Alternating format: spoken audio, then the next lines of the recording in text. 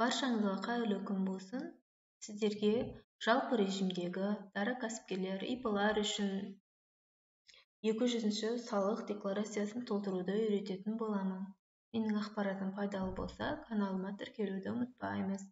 Біз өзіміздің ЭЦП кілтімізбен салық кабинетіне кіреміз. Оның ішіне салық есептілік нысандары дегеннен салық төлеушінің кабинеті дегенге өтіп, өзіміздің декларациямызды таңдаймыз, жылды таңдаймыз. Менде 3-ші тоқсан бойынша таңдаймын. Бұл 200-ші салық декларациясы негізгі декларациядан және де 5 қосымшадан тұратын болады. Мен дара кәсіпкер өзі үшін ғана, ИП үшін ғана толтыратын болсам, бірінші қосымшаны ғана қосып есептеп толтыратын боламын. Бастаймыз. Мына сонымен қатар жоғарыда тілдерді өзгертіп, өзіңіздің қажеттілігіңізге қарай толтыра берсеңіз болады. 3-ші квартал бойынша кезекті 6-шы салық төлеушінің жекелеген санаттарына кіретін болсаңыз, яғни белгілі бір А, Б, С, Д, Е санатына кірсеңіз, галочканы ұрып толтыратын боласыз. Мысалы, кейбір жағдайларда бұл декларацияны арнаулы салық режимдегі қолданатын салық төлеушілерде толтырып жатады. Сол кезде осы жерге галочка ұратын болады. 7-ші Қазақстан Республикасының белгілі бір заңнамасына сәйкес МСФО-ның қатысушысы белгілі бір жеңілдіктер алатын жағдайда ғана галочка ұрып толтыратын болады. 8-ші өзіміздің валютамызды таңдаймыз. 9-ші президент деген таңдаймыз. 10-ші сізде қызметкерлер болса, жұмысшыларыңыз болса,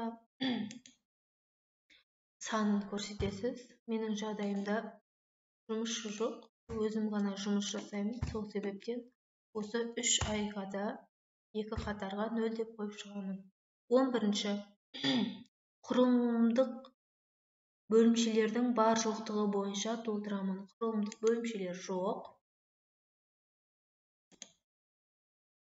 Яғни филиалдарыңыз болса толтырасыз бұл жерде. 12-ші табыс етілген қосымшалар бойынша мен бірінші қосымшаны толтырамын. Енді екінші бетке өтеміз. Екінші бетте 200.00.00 қатарда біз өз пайдасына аударылуға жататын зейнетақы жарналарының сомасын көрсетеміз. Яғни сіз бюджетке төлеген 6000 теңге, менде минималды 6000 теңгеден төледім 3 ай бойынша. 60 мыңның 10% міндетті зейнетақы жарнасы бойынша 6000 теңге. 7-ші салық кодексінің 485 бабының 2-ші тармағына белгіленген мөлшерлемені қолдана отырып, бюджетке төлеуге жататын әлеуметтік салықтық сомасы, яғни бұл бапта 2 еселенген айлық есептік көрсеткіштен сіз әлеуметтік аударымның айырмасын алып тастап, сол соманы бюджетке төлеп толтыратын боласыз. Мысалы, 3180 теңгені біз 2 айлық есептік көрсеткішке көбейтсек 6360 теңге. Бұдан минималды әлеуметтік аударым төлейсіз. 60 мыңның 3,5%, мысалы 2100 теңгеден төлесеңіз, 2100 теңгені алып тастаймыз. Сөйтіп 4260 теңгені толтырып жазатын боласыз. Ал егер де сіз мысалы, декретке шығатын, немесе өзіңіздің пайдаңызға басқаша жағдайларда көптеу сума төлеп жатсаңыз, бұл айырмадан асып бұл 2 айлық есептік көрсеткіштен асып қалған жағдайда сіз ештеңе төлемейсіз. Айырмасына 0 деп толтыратын боласыз, минусқа шыққан жағдайда. Келесі 200.00.09 бөлікте өз пайдасына әлеуметтік аударымның сомасын толтырамыз. Менің жағдайымда 2100 теңгеден 60 мыңның 3,5%-ын төледім. 3-ші бетте 200.00.012 қатар толтырамыз. Міндетті әлеуметтік медициналық сақтандыру жарнасы бойынша 2022 жыл үшін минималды 4200 теңге толтырып шығамыз. Кірістер органын, яғни дара кәсіпкерлігіміз тіркелген кірістер органы, прописка бойынша кірістер органын толтырамыз. Енді келесі бірінші қосымшаны толтыратын боламыз. Бірінші қосымшада біз бірінші бетке тиіспейміз. Екінші бетте 200.01.011 қатарды толтырамыз. Міндетті зейнетақы жарнасы бойынша біз минималды түрде төлесек 60.000-ды көрсетеміз. 60.000-нің 6.000 теңгесін 10%-ін төледік. Келесі 200.01.017 қатарды толтырамыз. Өз пайдасына есептелген әлеуметтік аударым табыстар.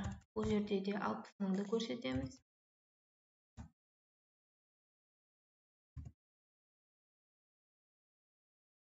Келесі 200.01.020.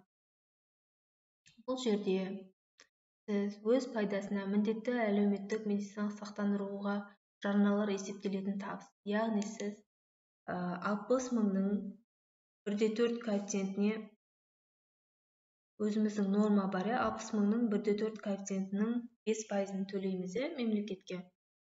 Соның 1/4 коэффициентке көбейтіп толтыратын боламыз. 60.000-ды 1/4-ге көбейтсек, 84.000-дан 3 айға қойып шығамыз. Енді біз өзіміздің декларациямыз толтырып бітті. Толтырылуын тексеру дегенге өтеміз. Қате жоқ. Қате жоқ болған жағдайда мемлекеттік кірістер органына осылай жіберетін боламыз. Тыңдағандарыңызға рахмет. Ақпарат пайдалы болса, каналға тіркеліп, лайк басуды ұмытпаймыз.